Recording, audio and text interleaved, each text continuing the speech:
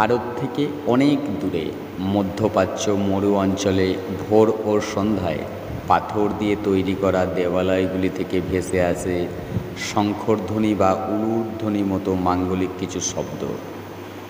ঊষর মরুর মতো রুক্ষ পরিবেশে সকাল ও সন্ধে মিঠে হাওয়া ধরে অনেক দূরে পৌঁছে যায় শব্দগুলি। ছোট ছোট পাথুরে ঘর থেকে নতুন করে উলুধ্বনি ওঠে।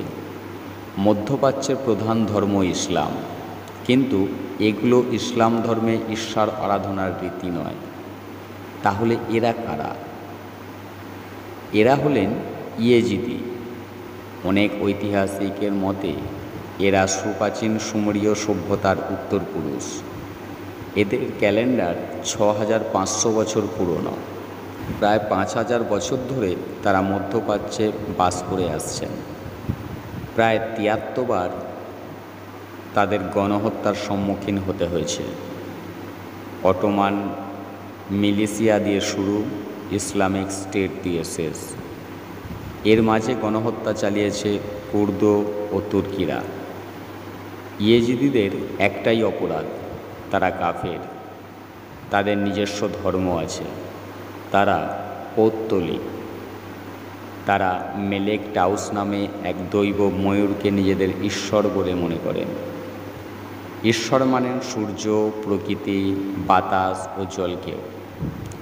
ইয়েজিদিদের জনগোষ্ঠীর মূল নিবাস ইরাকের নিভেন রাজ্যে।